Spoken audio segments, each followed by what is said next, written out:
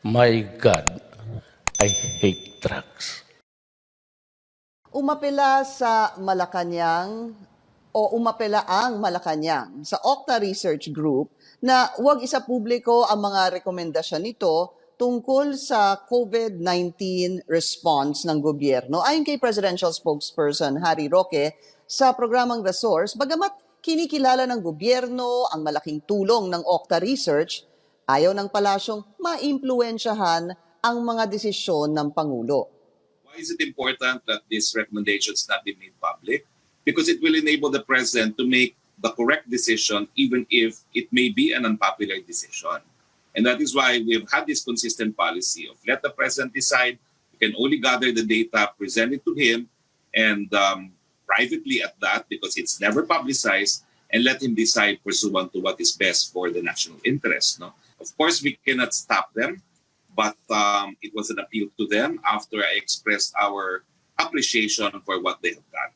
Sa panayam ng CNN Philippines sa Octa Research kahapon, nilinaw ni Professor Guido David na matagal na silang nagpapadala ng rekomendasyon sa Malacanang simula na magsimula sila noong Abril. Pero nila, sana ay hindi raw sila patahimikin dahil ginagawa nila ito ng walang bayad at bilang serbisyo publiko. Naniniwala si Presidential Spokesperson Harry Roque na tinanggap ng Pangulo ang sorry ni dating House Speaker Alan Peter Cayetano. Sa programang The Source, sinabi ni Roque na nagpapasalamat ang Pangulo dahil nakatutok ng muli ang Kamara sa pagpasa ng budget. Congressman Cayetano apologized to the President. He apparently misunderstood the mandate of the President. He thought that the term sharing agreement would be effective after passage of the budget. No?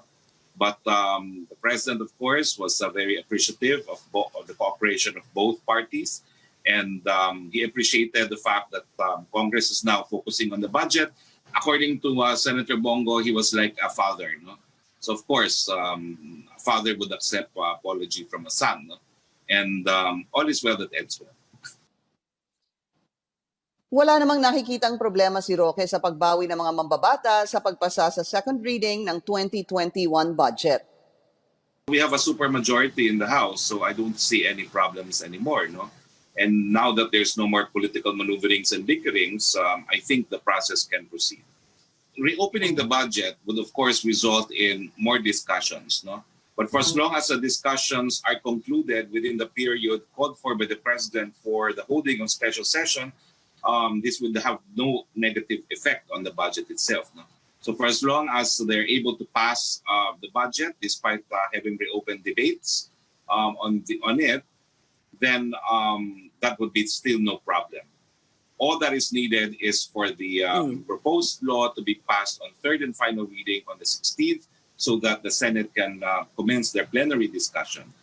Sa gitna ng unti-unting pagbubukas ng turismo, ininspeksyon ng Tourism Department ang ilang mga hotel na pinayagan ng mag-operate. Magbabalita si Paulo Barcelon. So Paulo, kamusta naman ang negosyo ng hotel na yan na pinuntahan mo sa Taguig? So far, so good, Pinky. In fact, handang-handa na silang tumanggap ng mga bisita. Sabi nung isang nakausap nating staffer ng hotel ay simula October 9 pa lamang ay meron ng mga pumapasok ditong bisita parang mag-staycation dahil todo na rin yung kanilang pagre-ready ika nga doon sa mga kwarto, wala doon sa hygiene at saka doon sa pag-prepare, doon sa mga posibleng maging booking doon sa mga business meetings din na kanilang ino-offer. In fact, ang diskarte nga nitong hotel na pinuntahan namin dito sa Taguig, in the coming days, magro-roll out sila nung staycation package na may kasama ng antigen testing. So far kasi wala pang ino-offer, pero yung kanilang package na staycation for good for a family of 4, umaabot ng close to 10,000 pesos. No? Pero para lang maliwanag, Pinky, bawal paghaluin yung hotel na ginagawang quarantine facility at saka yung staycation facility. Yan ang maliwanag na direktiba ni Tourism Secretary Berna Romulo Puyat. So kung ikaw ay nag-apply ng lisensya para sa isang staycation facility, dapat staycation facility ka lang. Kung ikaw ay isang quarantine facility, dapat ay masiguro ng infectious disease experts na yung hotel mismo ay safe ng tuluyan para sa mga magbabakasyon. May 10 accredited ng hotel dito sa Metro Manila na kung saan po pwedeng mag-staycation yung ating mga kababayan. At pupulungin din naman nila in the coming weeks, Pinky, yung ibang industry stakeholders para malaman kung kumusta nga itong naging unang mga linggo ng pagbabalik staycation. Pero sa ngayon, nagpapatuloy yung ilang mga dialogo, specifically with the airlines na papunta sa Boracay para din magkaroon ng adjustment. Sa ngayon kasi 48 hours before yung requirement para sa PCR test papuntang Boracay, ang mungkahi ay gawin itong 72 hours. So yan ay patuloy na pinag-uusapan ngayon ng tourism industry stakeholders at maging ng DOT. Pinky? Okay, Paolo, maiba naman tayo dahil itong mga nakalipas na araw ay napag-uusapan itong issue ng mga water sports. Ang balita ko, pwede na daw ang recreational diving. May sinabi ba ang DOT hinggil dito? Pinky, tama ka dyan. Pwede ka nang mag-recreational diving pero gaya ng lahat ng bagay na nagbabago sa ilalim ng new normal ay dapat ay nasusunod pa rin. Itong minimum health standards, dapat ay madalas ang paghuhugas ng kamay, tama yung pag-observe ng physical distancing, at ang pinaka-importante po, pwede lang tanggalin ang face mask kung ikaw mismo ay sisisid na. Otherwise, kung nakasakay ka sa boat or kung nagpe-prepare ka for your dive, dapat may face mask kang suot. Dapat ding sinasailalim sa disinfection yung mga sasakyang pandagat na ginagamit ng ating mga kababayang nais mag-dive. At ayon din kay Secretary Puyat, kung may paglabag sa mga guidelines na ito na aprobado ng Interagency Task Force ay maaaring tanggalan ng lisensya ng Philippine Commission on Sports Scuba Diving. Pwedeng umabot dyan yung maging penalty ng mga institusyon or yung mga diving schools or centers na lalabag nga dito sa minimum health protocols. Pinky? Pinayagan na ng pamahalaan ang mga pampublikong sasakyan na magsakay ng dagdag na mga pasahero. Yan ay matapos aprubahan ang reduced physical distancing sa mga PUV. Magbabalita ang aming correspondent na si Rex Remigio live mula sa Mandaluyong. So Rex, pakikwento mo nga sa amin, ganito, kung sasakay ka ng jeep, ano ba ang dapat mong asahan? 1 seat apart na ngayon yung kinakailangan distansya sa bawat pasahero, regardless kung gaano man kalayo ito. Ibig sabihin, kung medyo malayo man yung distansya sa bawat pasahero o medyo bahagyang magkalapit, ay ayos lang ayon sa transportation officials. Ito ay aprobado na rin daw ng Interagency Task Force Against COVID-19 noong Lunes pa.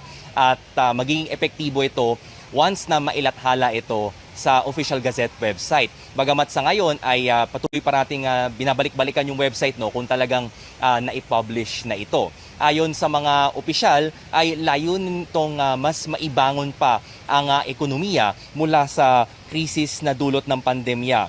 Tataas daw kasi yung kita ng mga driver and at the same time, mas marami nang makapapasok sa trabaho.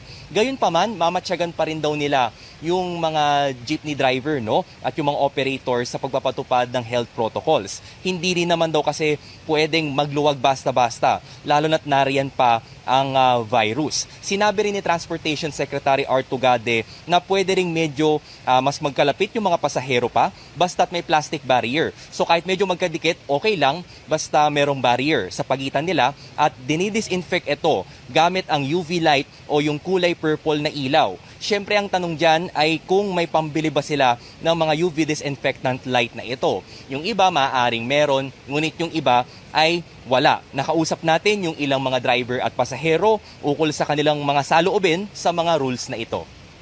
Ito nga ho, kapos sa pang-uwi sa bahay eh. Yun pa kayong pambibili pa ho namin. Kung kailangan po ng gano'n, unahin ko muna yung pamilya namin. Ito nga, kahit bawal pang bumiyahe, bumabiyahe na po kami dahil talagang wala na po kami mapagkukunan eh. Okay na yun, para yung iba din, dahil nahirapan nga mag-commute para rin. Sinabi rin ni Tugade na maglalabas daw ang LTFRB ng isa pang memorandum circular upang talagang detalyadong maipaliwanag ito lalo na para sa mga driver at operator. Balik sa'yo. Rex, dahil ba dito mas marami na ring mga jeep ang mga pumapasada sa kalye?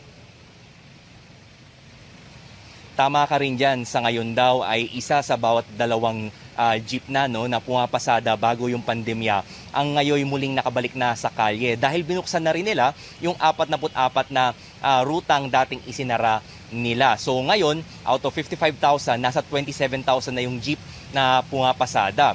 Pero syempre, ang maaari lang daw makabalik ay yung mga tinatawag na roadworthy na jeepney, no? Ito rin yung ipinoprotesta nung ilang mga jeepney driver na nakakabiyahe pa kahit yung kanilang mga jeep ay luma na. Sana raw ay payagan din sila upang mas maipakain pa sila sa kanilang mga pamilya. Balik sa'yo. Maraming salamat sa iyo, Rex Remitio, nagbabalita. Sa iba pang balita, iniimbestigahan na ng National Privacy Commission ang ilang mga establisimento dahil sa mali umanong paggamit ng contact tracing ng mga customer. Magbabalita si Caroline Bonkin. Sanay na si Ver Padlan magsulat sa mga logbook gaya nito bago makapasok sa isang establishmento. Hinihingi rito ang kanyang pangalan at contact details. Nandito rin ang personal na detalye ng ibang mga tao. Maganda nga yan para kung may positive o madaling matris. Alam niyang kailangan ito dahil sa COVID-19. Pero may mga pagkakataong nag-aalinlangan siyang isulat ang kanyang cellphone number. Ganon din si Sheena Briones. Random kasi ang mga random kasi yan Kumbaga, baka ikaw yung piliin ng mga masasamang loob na gamitin yung contact number mo, i-trace ka, or gamitin yung contact numbers or yung details mo sa ibang mga hindi magagandang paraan. Sinisiyasat ng National Privacy Commission ng isang mall, fast food at drugstore chains, tindahan ng damit at coffee shop.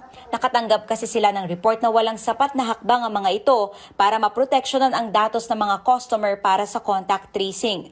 Dapat daw ay kunin lamang ang mga impormasyong nararapat para makontak ng otoridad ang mga tao kung kailangan. Sa papel man o sa cellphone, dapat may data privacy notice sa mga health declaration form. Sinasabi dito na pumapayag ng isang tao na kunin at gamitin ang kanyang mga impormasyon para sa contact tracing. Maayos din dapat ang pagtatago at pagbasura nito. Ang waxing salon na ito ay may dalawang paraan ng pagkuha ng detalye para sa contact tracing. QR code na magbibigay ng link para sa online form. Less contact. The data goes directly to the database of the owner. Less na ma-expose yung data. O ang nasa papel na health declaration form. Pag nasagutan na, ilalagay sa kahong ito para itago. We keep it in store for at least 30 days. And then after which we have it shred. Mas gusto ni Abigail Rodriguez ibigay ang detalye online. At least po pag clinic mo na po siya, hindi na po siya mababasa ng iba. Sa motorcycle store na ito, kinokontak ng pamunuan ng mga bumibisita matapos ang ilang araw para i-check kung nagkasintomas sila. For the safety din po ng mga employee. Paalala ng Privacy Commission, para lang sa contact tracing ang mga impormasyong kinukuha. Pwedeng magmulta ng hanggang 5 million pesos at makulong hanggang 6 na taon ang lalabag sa Data Privacy Act.